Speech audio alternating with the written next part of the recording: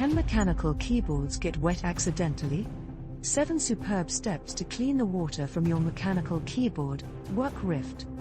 Don't forget to subscribe to our channel. Okay, your mechanical keyboard is damp, which isn't a good way to start the day. What are your plans for the future? Don't freak out. Mechanical keyboards are more resistant to water than you may expect. We'll lead you through the procedures to repair your keyboard, but it'll simply take some time and patience. If you get water on your keyboard, unplug it immediately.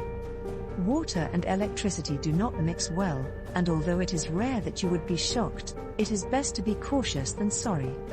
Simply disconnect your keyboard from the wall socket or, if you have a detachable power connection, from the rear of your keyboard. Once disconnected, the keyboard will be left without power until everything is totally dry.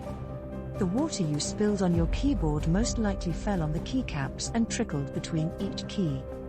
Removing the keycaps is a straightforward operation that is completely described in this post, but we'll offer you a little lesson on how to accomplish it.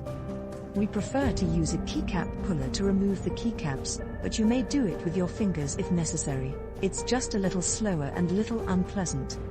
It's also a good idea to snap a photo of your keyboard before removing the keycaps so you know precisely where all of the keys are for future reference. With all of the keycaps removed, you should have easy access to all of the water that has collected on the keyboard surface. It's time to wipe away all of the extra water so that things dry quickly and the water doesn't soak into the keyboard's casing. We suggest using a microfiber cloth to clean the keyboard. You're practically done with the task at this point. All that remains is to turn the keyboard over so that any water that has found its way into the casing, if any, may escape. It should take roughly 48 hours for the remaining water to dry, so leave the keyboard alone for 2 days before plugging it in.